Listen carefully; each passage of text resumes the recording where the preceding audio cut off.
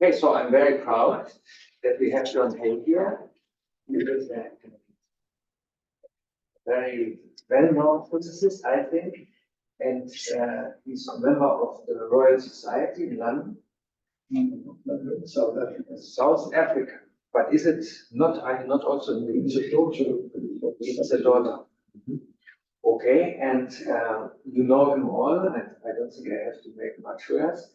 But maybe it's the right time to actually go through your career. No, I think you just started. Good. So he has kindly, first of all, he's kindly come and he helps us in the second break, I think. And it's always a pleasure to have him here. Right?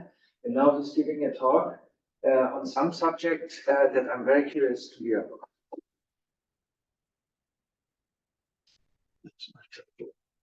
About the Hodograph, which is totally new to me. And yeah, please give him an applause. Thank you very much, Thomas. It's always a pleasure to return and feel that one is amongst friends. And I always feel very welcome at your visits here, which are resumed after the COVID pandemic. Now, I'd like to emphasize this visual aid, because for millennia now, visual aids have been used to help understand complex concepts, to conceptualize abstract ideas. You can go back as far as hieroglyphics for that. And I think that's the reason why, because we like to make little drawings of things even when we're doing very abstract physics. And I think that's the reason initially for the popularity of Schrödinger's wave function approach, as opposed to Heisenberg, Born, and Jordan's operator approach, because it gave people a picture and they could make sketches of charge density profiles and all sorts of things. So that was it. And another example is an excellent example from high energy physics, quantum electrodynamics, the Feynman diagrams, which are an outstanding way of conceptualizing very difficult and complex problems. Now, the classical path approach is the other thing I want to emphasize, the study of charged particles, algebraic geometry applied to the description of classical path trajectories. Classical path trajectories have been excellent ways of calculating when fully quantum mechanical methods seem very difficult to carry out. And for a long time, they could actually provide even more accurate numbers, provided certain validity criteria were satisfied. They've always been of great practical use.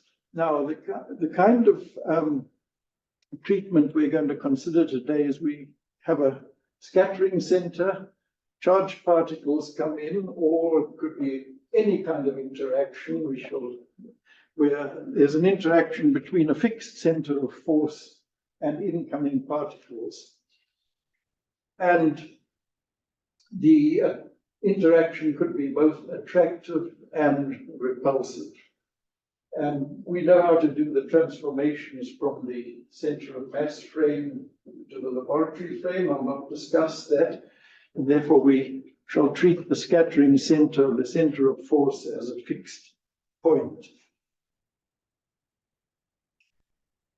Now, all sorts of areas where motivation for the study of charged particle collisions, the atomic processes in gases, astrophysical plasmas, there are all kinds of examples, particle heating, also in fusion plasmas, collisional excitation by charged particles.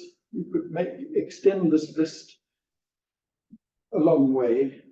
Scattering of charged particles by thin metal foils, which I shall mention later. Radioactive decay rates in ion chambers where interactions take place with the gas and more particles are released, and in the end a current is measured. Spectral line broadening.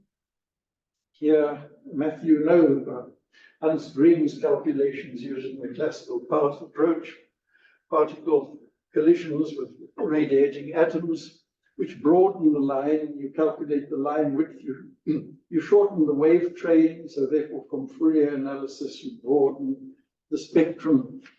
And although they're essentially quantum mechanical, as I mentioned with the previous slide, the classical path calculations have been very useful in estimates of cross sections and for visualizing the process.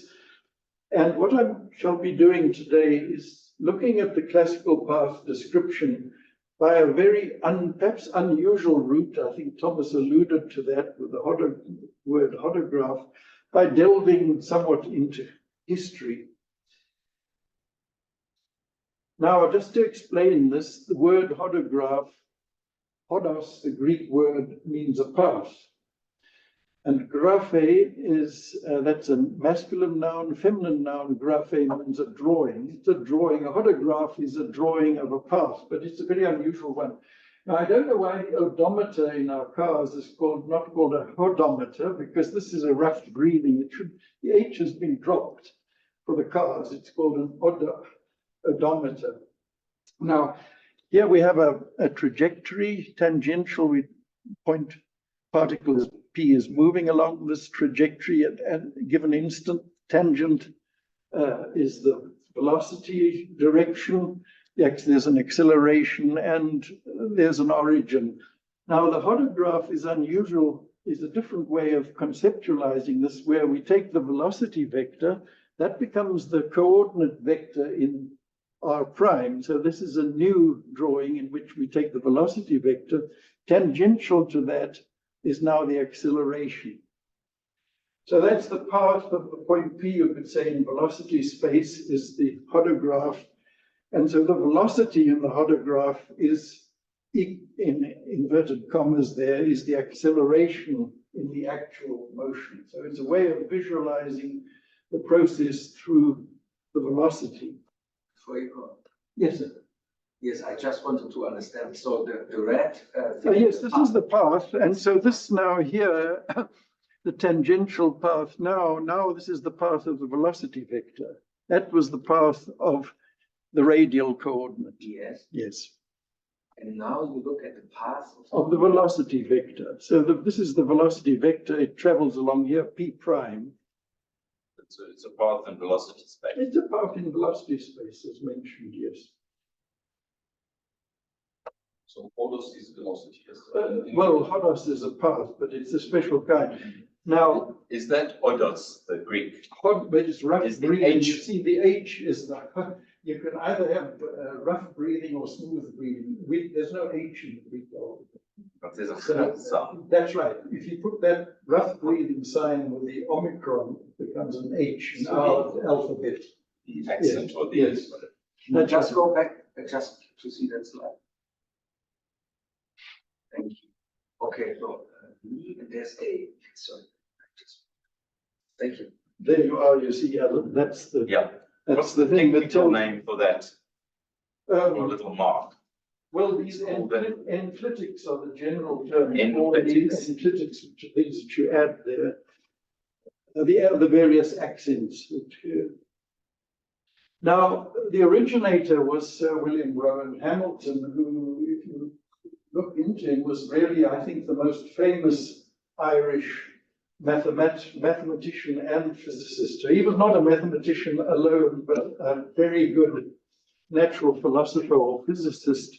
Made tremendous contributions. He's the originator, and his paper is called The Hodograph, or a New Method of Expressing in Symbolic Language the Newtonian Law of Attraction. Presented to the Proceedings of the Royal Irish Academy in 1847. If you consult this paper, I personally find it not very easy to read because, well, there's a long description of geometry. There are very, very few in fact, no diagrams and very few formulae. The geometry, you have to draw it out yourself. Yeah. But he's very well known to us for the Hamiltonian function, Hamiltonian mechanics. Started working on this in 1827, you see, at the age of 22, the ripe young age of 22, the Hamilton-Jacobi formula, for example. Conical refraction was a very interesting contribution of Hamilton's in optics, where he started working on the Fresnel diffraction theory and propagation of waves in crystals at a time when there was a big conflict as to the nature of light, whether it was wave or particle. And Hamilton wanted to find a prediction which one could make with the aid of wave theory, which one would not make with the corpuscular theory. And in biaxial crystals, they're particularly interesting because the wave normal, direction of the wave normal to the wave front, does not coincide with the ray direction. That is to say, the pointing vector, we could call it. So there's a divergence between the wave front direction and the pointing vector. And if you cut a crystal so that you send it in perpendicular to one of the principal axes of the waves, then for unpolarized light, you produce a cone. The angle between the two results in a cone of light. And that was his prediction. In the very same year, Humphrey Lloyd, also an Irishman, managed to produce this pattern in the laboratory. Now, with modern lasers, so when you get your nice laser lab set up, this ring should be one single ring. We see two rings because there's a finite beam divergence. That is just a technicality. Quaternions, very important, also in relation to tensor theory, this contribution. The eccentricity vector is a very famous one. That's his name for it. It actually appears in Laplace's Mécanique Céleste. He realized that there was a fourth conserved quantity with the inverse square law, and it was rediscovered by Hamilton, written it in the vector notation V cross orbital angular momentum plus R upon R. And if you look at it, you see that this is a polar vector. That is to say, in vector language, we would call it also a real vector, as opposed to angular momentum is a pseudo vector. It's an axial vector. And when you look to see whether this has been used, well, let me just say that it's a conserved vector. The magnitude is the eccentricity of the orbit. That's why it's called by Hamilton the eccentricity vector.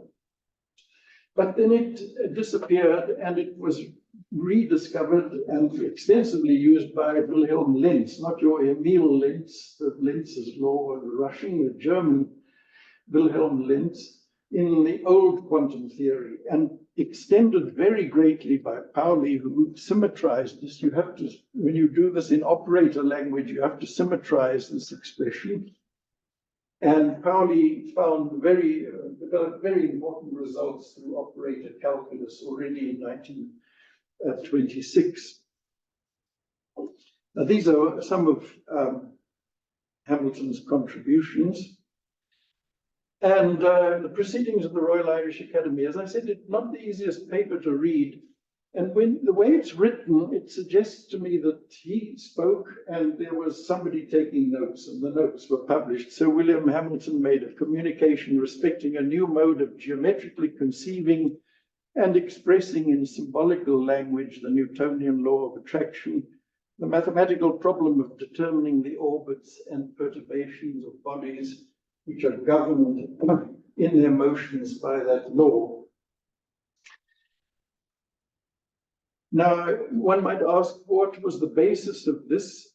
Well, you see the name of Newton there, and it's interesting to go back and see what were the bases on which he founded his work.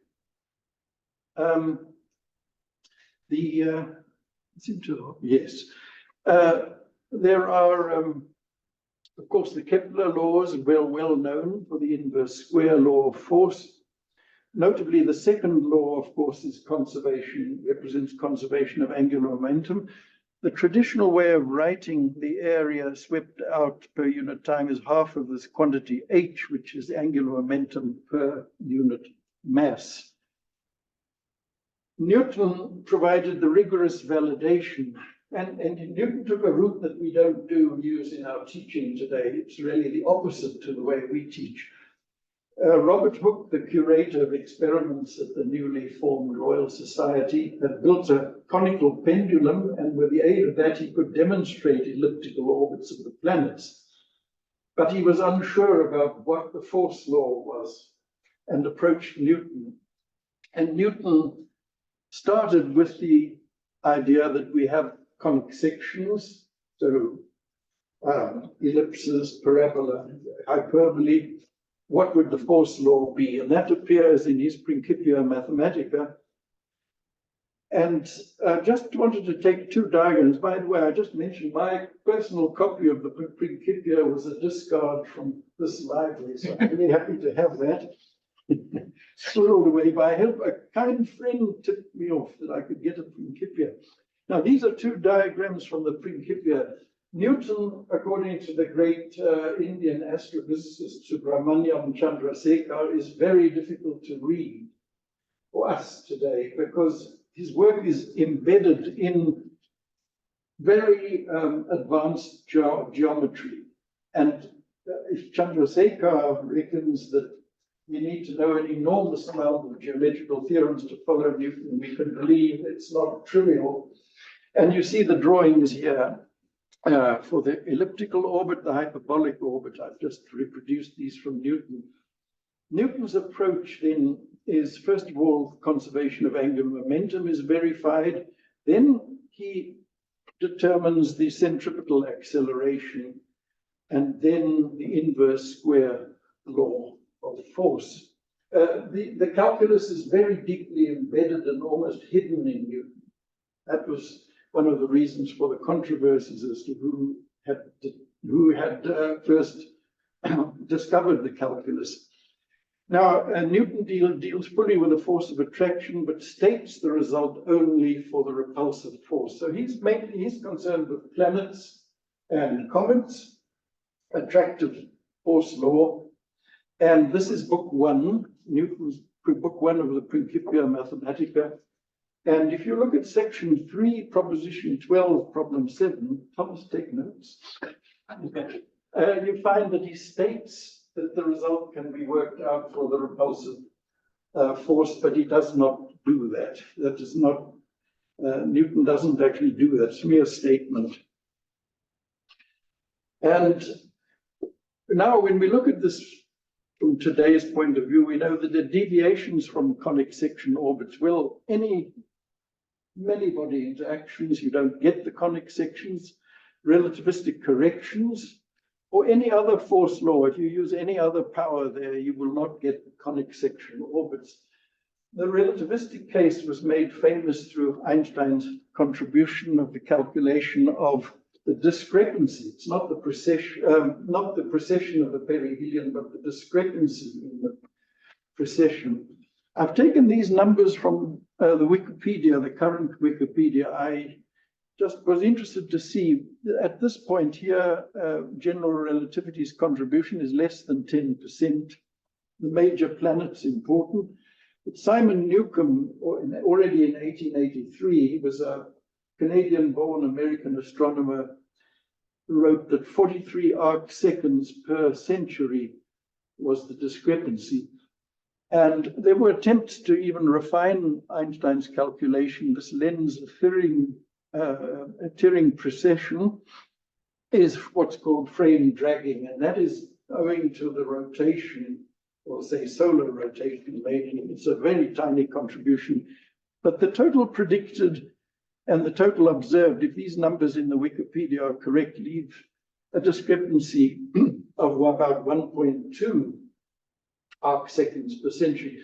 And I've wondered, with all this controversy about dark matter, if you took the average density of galactic average from the galactic rotations, or you took a typical value and decided we had this around us, and it permeated our solar system as we must expect, if this is correct, what would the role be? Has anybody tried to calculate the contribution from dark matter to this discrepancy? Would it be completely negligible or not? Just throw this out as it was just a question I've asked myself, and I have no idea as to the answer there.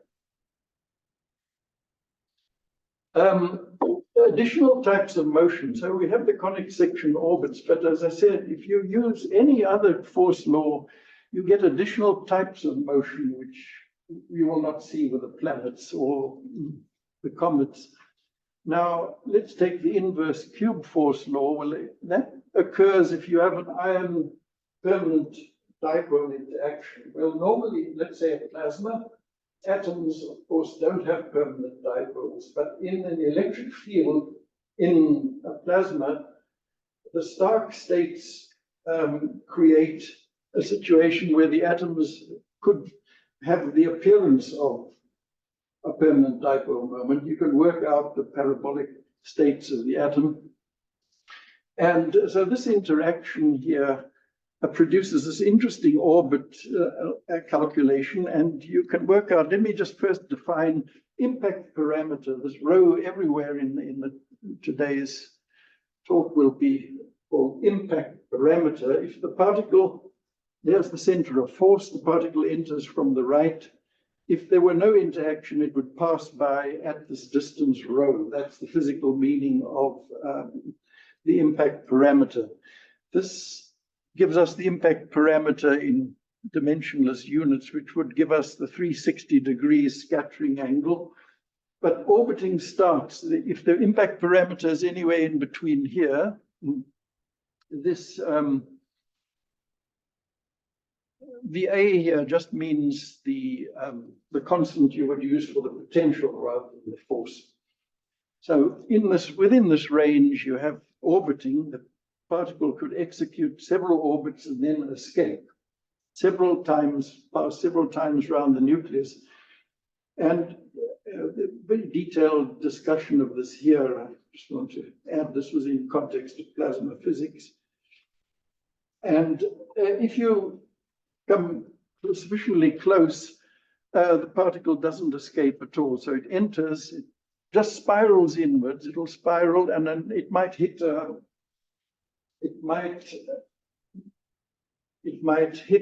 be a hard surface and then be ejected again, and it spirals outwards. That's the iron permanent dipole interaction, where you get both orbiting and spiraling, which we don't have otherwise from the conic sections.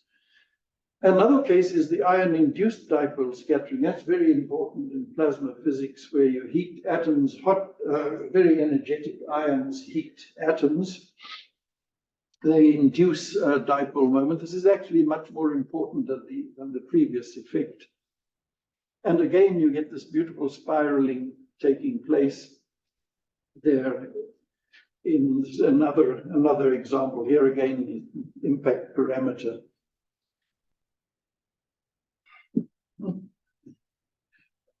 Now, Coulomb scattering and Coulomb excitation, the classical path approximation, and this was made very famous in nuclear physics by this trio, four authors, Alder, Bohr, Mottelson, and Winter.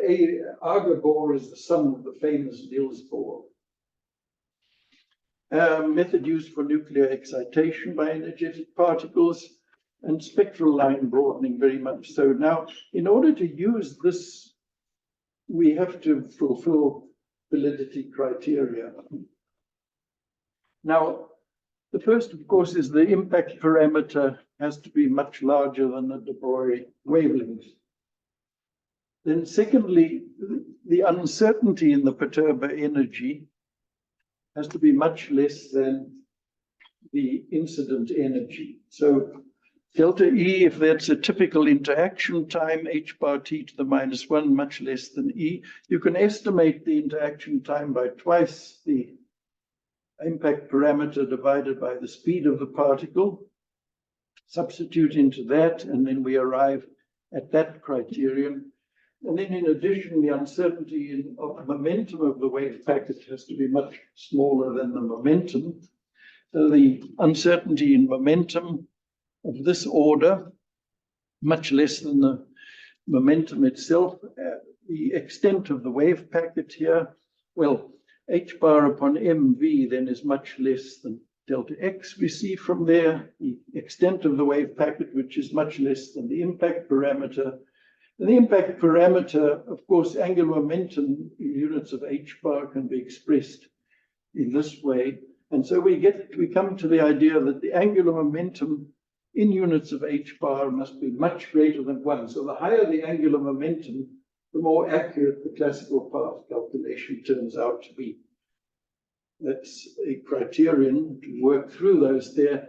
Scattering of relativistic beta particles. I only mention this one because this was the genesis, I call it the genesis of atomic physics in South Africa, because Basil Schonland, or Professor Basil Schonland at UCT, became Sir Basil Schonland. He was Field Marshal Montgomery's military advisor during the Second World War. He was knighted. And he, as a student at Cambridge, he was given the task of looking into beta particle scattering by thin foils. Now, alpha particle scattering was a triumph of Rutherford's, but for some strange reason, beta particles did not seem to behave as expected. And the reasons for this are to do with the orbits, which are very complicated. And Schonland was helped by a Professor Darwin, the grandson of the famous Darwin of evolution. And it turned out there are 3 types of orbits that had to be considered. So there's a critical impact parameter. Now this Z is just the charge on the nucleus, some atomic constants, fine structure constant squared, Bohr radius, typical length. And the beta is just the particle speed at infinity divided by c. Now for type 1 orbits, rho, the impact parameter is greater than rho naught. This gamma here is just defined in terms of this ratio. So it's a little complicated to go through this, but you get, this is the expression for the orbit. But it becomes our well-known expression for the standard expression that we get for the hyperbolic trajectory in the non-relativistic limit. That's very good to see that. But these are the type 1, so-called type 1 orbits. I'll quickly describe the other ones. So type 1 orbit, you get either a single passage around the nucleus. I've only taken one, which I've worked these things out numerically, but for Z equals 100, it would be about a rho impact parameter greater than 1.5 rho naught. You have a single passage. When you're in between in this range, you get more than one passage. So this orbiting that I've been describing starts taking place. When they're equal, then you get the onset of spiraling, and then the type 3 orbits, you get rho less than rho naught, and you have an equiangular spiral. You could work that out. And so this is very becomes quite a complex analysis, and it was a great, I should say, achievement of Schonland's to try to work through all of these things. And then he re-established his Cambridge laboratory, established at the University of Cape Town, proceeded with this, and you can find in Rutherford's book on radioactivity, you can find some account of Schonland's work also. I was very interested in this because I thought this is really the genesis of atomic physics in South Africa. So I went through, that's a description of the work, and then my reanalysis of Schonland's work and commentary on some of his results. I will not go into, but it's interesting. Schonland is now far better known here for his work on lightning, because he decided, after having a very good experimental setup in Cape Town and achieving a certain amount of success, he had no theoreticians to advise him, no colleagues. He felt too isolated, and he switched to lightning research from that point. That was the early genesis, but not maintained for very long at UCT. So let's see the summary of what we've had up to now. The inverse square law is unusual, yielding only conic section orbits. It's also unusual in that the classical scattering cross-section is equal to the quantum mechanical one. That was found by Sir Neville Mott, who is Neville Mott at the time, very Nobel Prize winner in solid-state physics. He switched from atomic to solid-state physics. But this, of course, is only in the non-relativistic approximation that the two agree. And this is really, when I say cross-section, it's a differential cross-section. The cross-section itself diverges. With a Coulomb interaction, no matter how far you are, there's always a deflection produced. And Debye shielding in the plasma ensures a finite total cross-section. You have to introduce shielding. And the introduction of special or general relativity removes the simplicity of the inverse square law. Now, we shall proceed to, after the introduction, to the hodograph itself. Now, Hamilton makes the statement in his paper, the Newtonian law of gravitation may be renamed as the law of the circular hodograph. And this is what he states there. When an attractive inverse square force acts on a particle, the curvature of the hodograph is constant. No other force law would conduct to the same result. I quote him word for word from his paper. This was taken up by Maxwell at a certain point. Now, I don't think it was intended from any...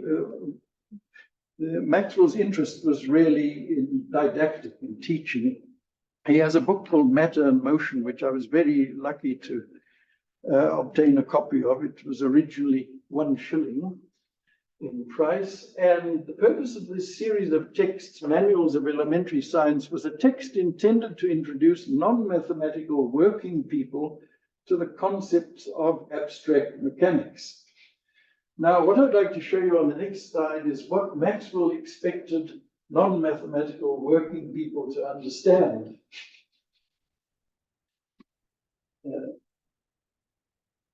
This is a picture taken straight from Maxwell's book. And I will just add that I've introduced vector notation. Of course, Oliver Heaviside, the electrical engineer, was the one who introduced it, and he simplified the way of writing the Maxwell's equation. Maxwell, no vector notation at all there. But this is his diagram. We have the sun here at one focus of the ellipse. We draw the ellipse, and the usual notation, 2a is the major axis of the ellipse. Now, there's a planet at point P, which is moving from P to Q, and P is a distance r from S. What we do, that's Maxwell's construction, we draw SU equal to 2a. And it moves from here to here. This remains constant. That is then a circle drawn about the principal focus, and then H is the conjugate focus of the ellipse. What he shows is that the velocity vector moves along this circle, but its origin is H, the conjugate focus. Now, as we remember when we drew ellipses, if this is R, then that is 2a minus r, the difference between these. And this is distance is 2a, so this little distance here, P to U, is 2a minus r, where 2a is the major axis. And we have these two are equal to each other. This is the tangent at the point P, so that's the direction of the velocity at the point P. And the angular momentum, or per unit mass, is just the perpendicular distance is y multiplied by the velocity. Now here comes the result that Maxwell expects the non-mathematical people to know. Perhaps they did learn these things in school.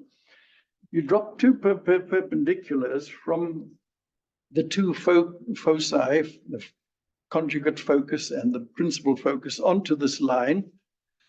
And then SY, this distance, times that distance, these are both perpendiculars, are equal to b squared, where b is the minor axis, 2b is the minor axis of the ellipse. Now, it's interesting, if they could derive this in high school, I think I would be very impressed by that, but perhaps people knew that from their textbooks. And HZ then is a half of HU. The reason is these angles, these two triangles are congruent. So this then is the perpendicular dropped onto this line HU, which it will move to HV. And so SY times HZ, half of this is B squared. So the velocity then is 1 upon 2B squared times H, that's angular momentum per unit mass, times the distance HU. And therefore, as Maxwell says, HU is proportional to the velocity and it's perpendicular to its direction. So his hodograph, Maxwell's hodograph, draws something that's actually at right angles to the actual velocity. Instead of like Hamilton takes the velocity direction, Maxwell draws his hodograph at right angles to that. So we have the circle, and this is the velocity it travels around the circle. Circle whose center is S and radius AB is the hodograph of the planet, and its origin is H over here. That's the origin for the velocity vector. So it's quite a very neat proof, I think, of Maxwell's. But Maxwell and Hamilton and Newton, therefore, consider only attractive motion. I was interested to see what happens when we consider repulsion. So let's see, there's first of all the attractive case of a free particle. So all the particles are bound for Hamilton, Maxwell, and Newton. They're in bound trajectories. What do we do when we have a free particle? This is rather perhaps what people call a busy diagram. Here we've got the hyperbola. So we have a free particle moving along here. This is the attractive case. So the center of force is the point S. The distance of closest approach is AS here. At a certain instant, the particle is here. And that's the conjugate focus. It's S prime. It's a little bit difficult to read. And A prime is the conjugate to this point over here.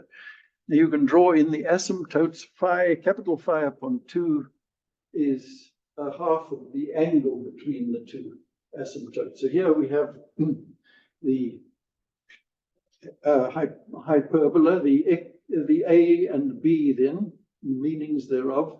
B squared is A squared into epsilon squared minus 1, where epsilon is the eccentricity.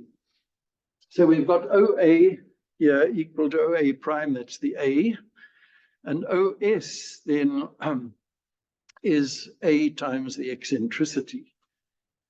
And now this is the important part here. We extend this line backwards to this point here by making SU equal to, as I say here, equal to 2A. That's constructions. We construct this back. So this is 2A plus R. And now, if you remember for a hyperbola, this distance minus that distance is 2A. So this one here is 2A plus R. That's S prime P is 2A plus R in length. 2A plus R in length. This is 2A plus R by construction. So these two are equal.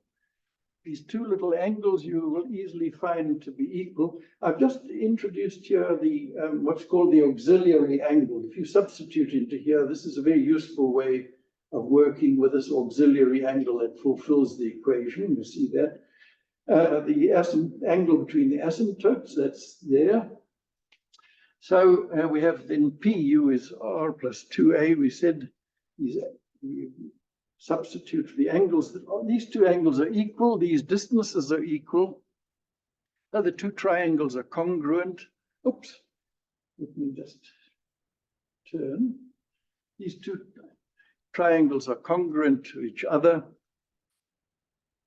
And the important result here is this prime, you drop two perpendiculars. This is the instantaneous direction of the velocity.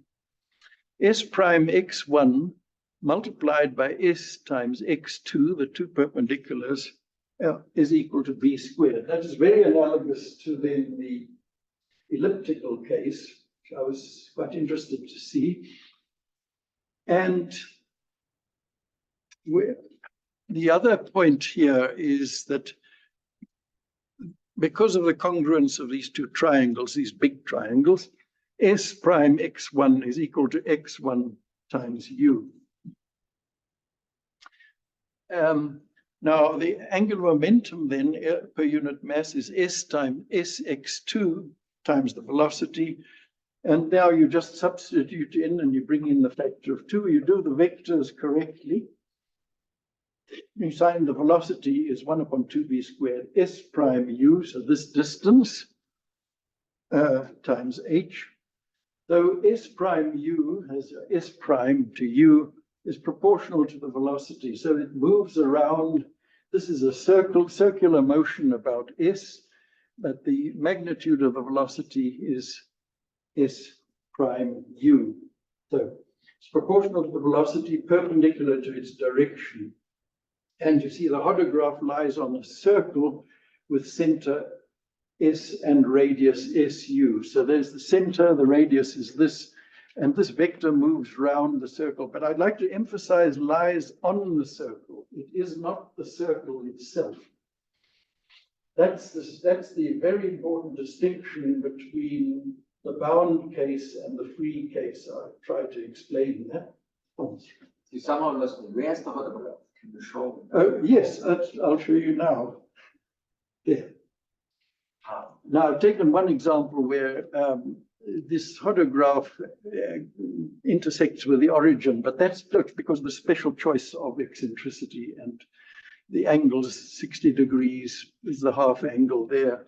But nevertheless, that's the hodograph. So S prime u, it moves. So this is you've got 2a is the radius.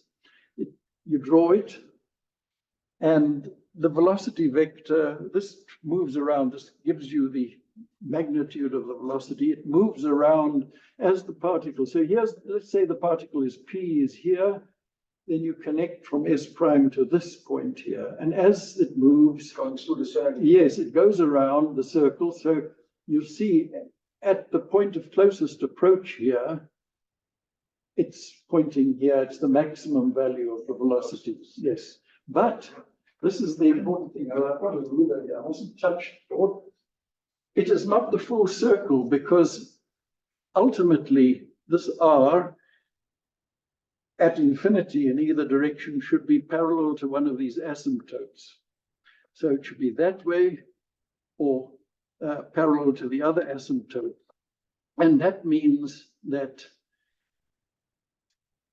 this vector can only move around to a limited extent. It's limited to the point where you would draw the tangent to the circle, which actually gives you R parallel to either of these asymptotes, either incoming or outgoing. So it lies on the circle. So if you work out the ratio of the maximum speed to the minimum speed, you look at this and say, well, you think I've done it wrong. So obviously 2a epsilon plus 1, well, that's this distance, 2a epsilon plus 2a is the radius. So that's easy. This one you have to calculate from drawing the tangent. That's where it stops. It will never complete the circle there. And so you would say, oh, you think this should be 3, but it's square root of 3 there because of Can I just ask? Yes. Sorry. Do you allow questions or you rather? Whichever you wish. Yeah, then I ask now. So this is the one for the hyperbola? Or Yes, this is all for free particles. So this is the attractive hyperbolic trajectory, where the center of force is on the inside of the hyperbola. Mm-hmm. Okay, and you mentioned this point where the velocity is maximum. Yes. And when it yes, that's right.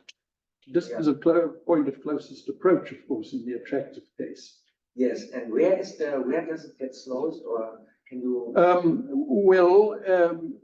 That's of course where R is parallel. See, when it starts here, you have to make R parallel to either of these asymptotes. That's the final.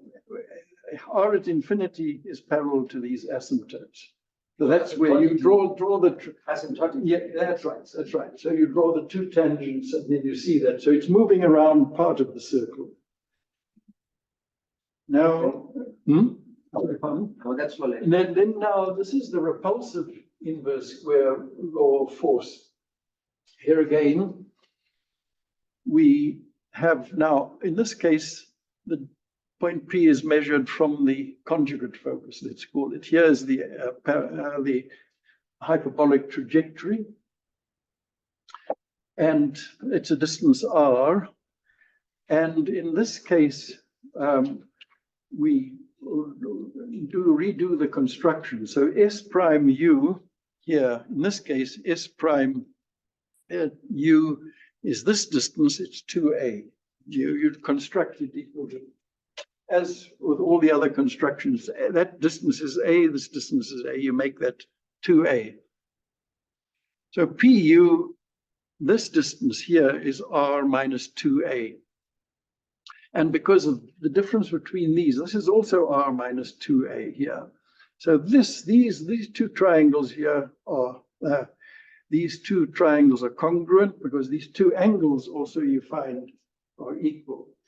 And again, as in the other case, S prime x1 times S x2, this drop the two perpendiculars onto the instantaneous direction of the velocity, they're equal to b squared. But this, because these two triangles are congruent, this distance is half of that distance over there. So in this case, we substitute, velocity is then SU times h upon 2b squared. The velocity is proportional to this distance, S prime U, SU, this distance over here, that's proportionality. And now we turn this around. Oh, I've just mentioned, by the way, if you look, we look back to the earlier slide here. This is because I put the vector notation in. The one difference with the bound orbit case is for the bound orbit, it's H cross this construction. It turns out these are reversed, as in my previous one. This is it's exactly, let's see, my previous one here is. Whereas Maxwell's one, it's h cross the distance, but that's because we were dealing with a bound particle, not a free particle. So that's the result of the vectors. There's a sign change. And here again, minimum one is very easy. Minimum, so this is repulsive. The minimum speed is corresponds to the point A, distance of closest approach. The maximum here, see, Thomas, if you want to draw your maximum, you again draw the tangent. This can only go up to the points where the line is tangent and tangent over there. So the hodograph just moves along an arc of the circle. A tangent at the points where R is parallel to one or the other of the asymptotes. They can't go beyond that. That's the limit in the orbit. And that gives you your ratio of the two. So anyway, the summary of the hodograph, free particle scattering, inverse square law. For the attractive force, it forms a circle, the arc of a circle subtended by an angle 360 minus phi. They go round, that part is excluded there, and that was what I was drawing. You draw the tangent. So, and this is the expression, by the way, a very handy expression for the angle between the asymptotes. Twice the arc secant of the eccentricity. The other case, repulsive, here we've seen it's this one. It forms the arc of a circle subtended by, that's the one I was just referring to now with the drawing. Now, as you see, only in the case of a bound elliptical and a parabolic orbit is fine, epsilon equals 1 in that parabolic limit. Then you see these disappear and you occupy the entire circle. So, but of course, there's no repulsive parabolic orbit. That doesn't make sense at all. It's purely attractive. So in the bound elliptical and the parabolic orbits, the hodograph forms a complete circle. Now, I don't know whether I should stop here and invite questions. Point of, in terms of the time this is consumed and continue, I thought rather than rush this, what would I leave that to the chairman to decide? Yeah, I would say, like you, rather than rush through it, we should now take questions, and then it seems to be a good point to break, right? Or That, I what think comes after? that was my intention. What comes afterwards, I'll just move to the next one. Identification of the orbital parameters. That's a very sort of standard thing here where you can, we can discuss that, but I can discuss this next time. Perhaps I start at this point. Which would you prefer in terms of, it gives time for questions? I would say, Yes. let's ask. Should we go to the period 2 slides, the diagrams? 2 slides back. That one? The one before that? Okay, yeah. The one that you just forward. So you have a particle, a charged particle, Yes. moving from left to right. A charged particle is moving along this hyperbola this way. Okay, from right to left. Or up to down. I would call it up Okay, right. from So top to bottom. the if you green like. line is the scattering particle. And so this is the fixed center of forces here in this case. The particle moves along here. It interacts with that fixed center of force. This is in the center of mass frame. And so the sweeping of the velocity vector, which line is that? The velocity vector then that we've constructed, the velocity vector, of course, is that instantaneous velocity vector. But what we've done is we've found a way of obtaining a vector in the diagram which is proportional to the velocity. So it's sweeping an arc. Yes, that's right. So this sweeps, it's at right angles, you see, as in Maxwell's constructions, it's at right angles to the velocity. And it sweeps along it sweeps along the circle as far as it's allowed to sweep by the actual motion of the particle. So it occupies the length of arc corresponding to this trajectory. So is that, I'm a little bit colorblind, the blue line, that line Yes. on your hand. That's right. That's a line perpendicular to the velocity. That's right. And its tip sweeps along along the circle. That's right. to the extent that it corresponds to. Yes. Why is it sweeping that direction? Well, let's just see where it would start. As you see, as this particle moves along here, remember, now the next direction, let's just put another vector here. Let's say the particle has moved to here, and it's moved from there to here. We again draw a perpendicular. Remember, the SU is perpendicular to it, so it's now here. So it's now sitting here on the circle. As the particle moves down, it's going along with it at right angles. When the particle is here, you again have the vector at right angles to it, so then it's sitting over there. So the velocity vector looks like that, then it does this. Yes. So as it does that, it's perpendicular. Yes, that's exactly right. But it sweeps Yes. its magnitude. Right. It's less and then greater again. Yes, quite right. It was interesting, there's a so-called lost lecture of Feynman's, which I came across, which he also constructed a hodograph, but again, it's only for the bound case, and it looks very much like Maxwell's, but he probably didn't read Maxwell's book, I imagine. He was so original, he wouldn't have needed it. But from a point of view, how on earth did I get onto this? Well, I was recovering from the hip joint operation, and I found Maxwell was something to distract my mind. And I thought this was very interesting. I would look at it in terms of our charged particles and plasmas, whether you could use it for situations where the particles are free rather than bound. But from here, we move on to the general force laws. And we will re-examine this. One of the things that I shall discuss next time is what's the link between, you see there's a very important difference between Hamilton and Maxwell in the definition and the use of the hodograph, and how do you connect the one with the other? It's something I must still address somewhere along the line. Is it true that this is just a geometric construction of the velocity vector? Yes. Its length somehow is the velocity? Yes. For the speed? Well, it's proportional. Yeah, The reason for the validity thereof is that you have the angular momentum as a conserved quantity. I see. So what do you have to put in? You have to know Well, now Okay. you have a given trajectory, so the parameters A and B of the hyperbola are fixed. They are fixed. That's why I said the next one is identification of the parameters. Should I perhaps show you that one? No.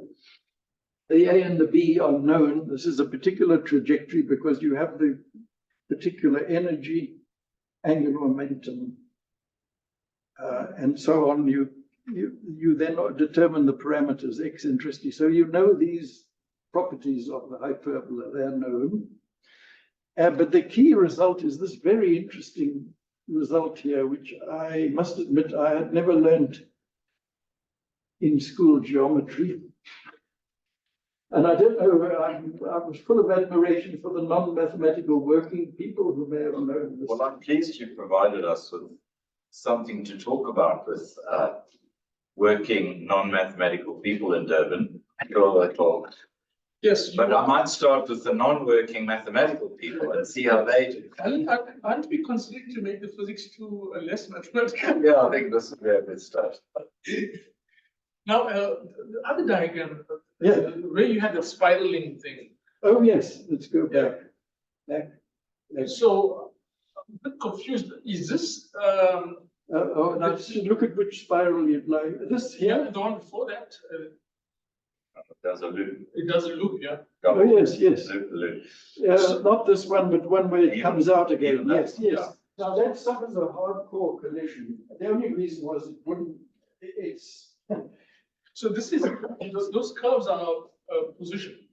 these curves these are not hodographs, these are actual trajectories. So basically it's like a slingshot. Yes.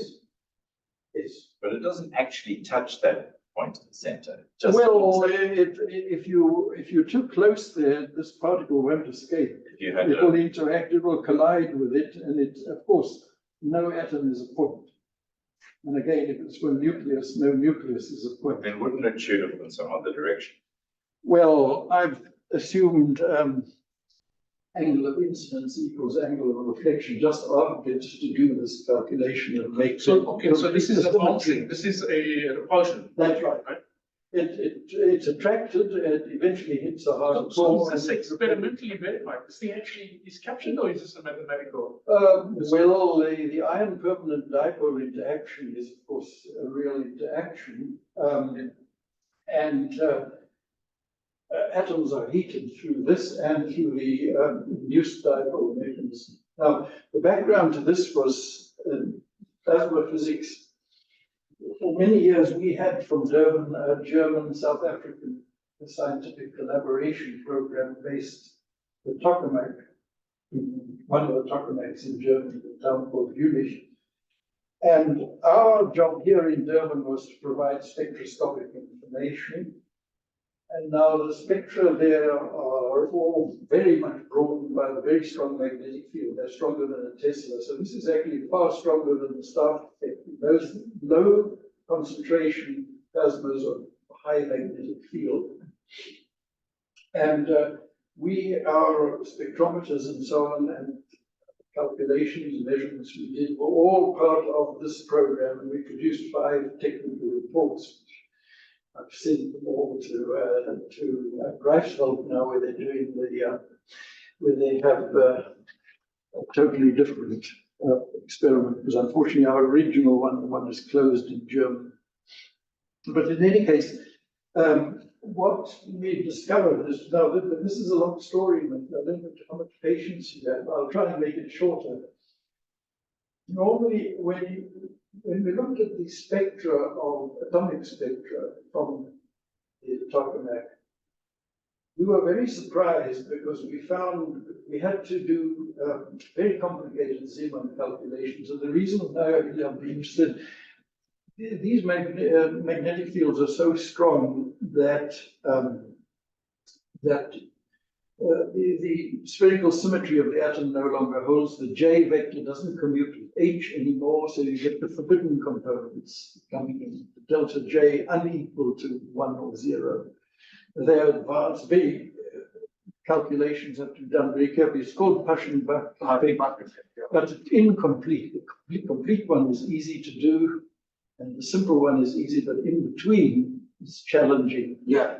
But it provided beautiful spectra. What we found is that you want to identify impurities in the plasma. These spectra are unique, really. They're like a human fingerprint. You can see this, you know, it's carbon-2, and you know, it's this transition, or it's carbon-3. They have their characteristic features, which are unmistakable. And well, we were very fascinated by the beauty of the spectra. And I used to say, well, now finally something has converted me to believing in quantum mechanics, because nothing but quantum mechanics would have reproduced these spectra. So I've now practical experience of this, converted by practical experience. Not that I ever doubted, but should have doubted more, perhaps. And now the atoms themselves, the atoms that you found from the boundary, from dissociation of molecules with high-charged particles, they belong to different velocity classes. What I was very interested in was the fact that you get very cold atoms where the energy just comes from molecular dissociation.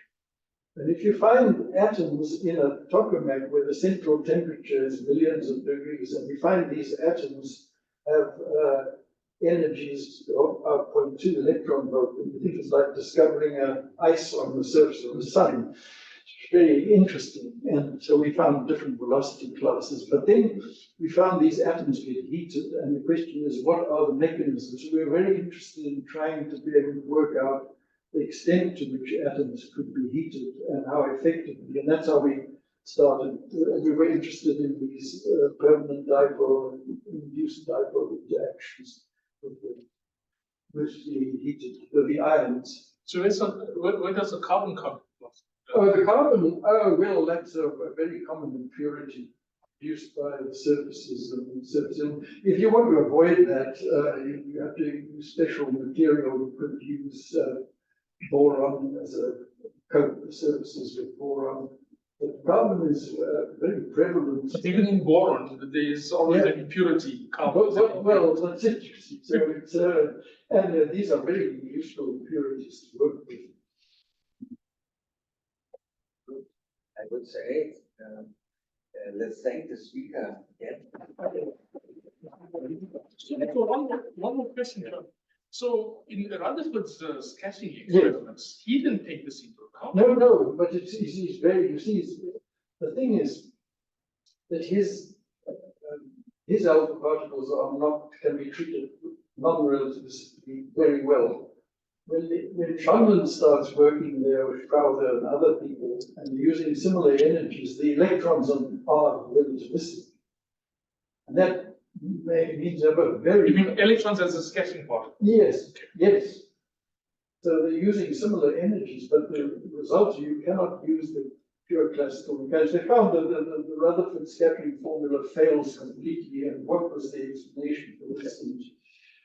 It's really, that's why that particular paper I could send to anybody if you'd like to see. It's quite a detailed summary with lots of references of Schonland's work there, which interested me very much because I like to put my finger. Well, I'll tell you what the origin of that was. Francesco came to me one day and said, I'd like to write a book on the history of quantum mechanics in South Africa. And I think you could contribute something. I said, well, I'll start like the book of Genesis.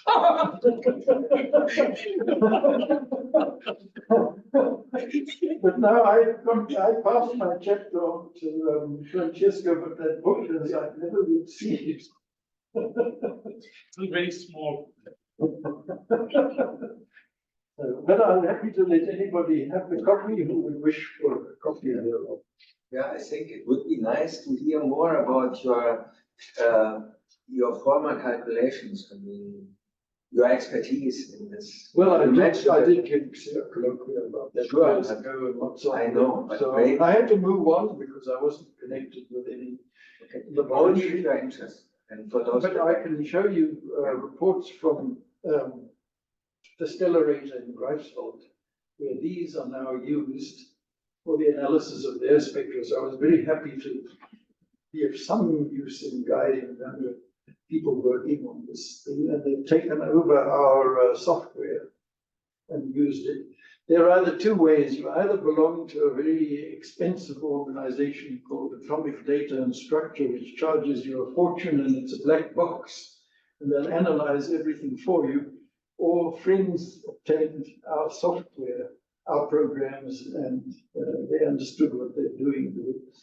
But mine was also given to APAS, so it's also in there. Good. Okay, and then we see you on Monday again for the second part. Part two. Yeah. Part two, yeah. What would the time be? What would be a convenient time? 2 o'clock? Monday is. Well, you can. It's on the booking. Yes, now, Monday 2 o'clock is not available. 2 o'clock is available in half an hour because actually the general consultation. Okay. We could make. Monday is second year lab students. Yes, they've also got that, so it's not a good day, Thomas. Discuss it, you can offline. Well, you can just, respond to what you. Okay, then we wait for a message. Okay, Thanks, John. thank you very much.